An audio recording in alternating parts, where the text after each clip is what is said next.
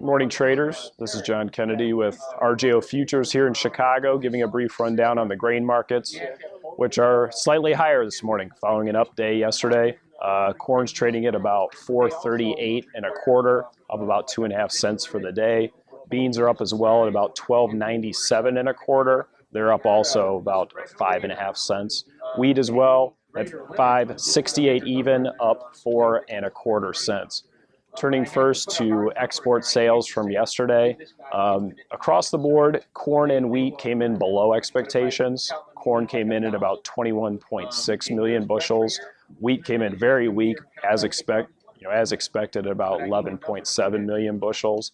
The beans were strong once again, right in the middle of expectations, coming in at 45.4 million bushels. So strong, but it was the lowest number in the past 5 weeks.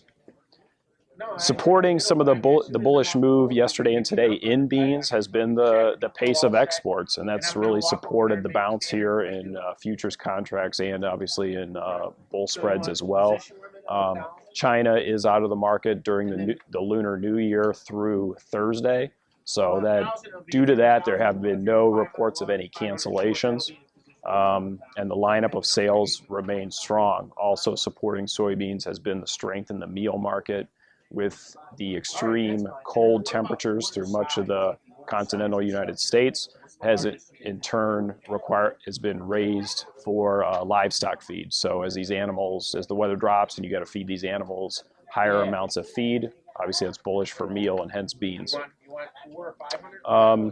The pattern for soybeans, if the way it's playing out now with good exports, no cancellations, and strong meal, we could really see some tightness once the spring rolls around, and that could really push the demand for a release of some of the large reserves in South America of their bean stocks.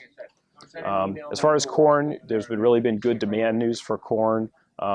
Couple that with a very slow export pace in Brazil right now, and that's obviously going to be bullish our markets. Wheat, there's a drop in the rise in beans was a severe drop in the crop conditions for January, due in part obviously to the extreme cold weather through much of the upper Midwest.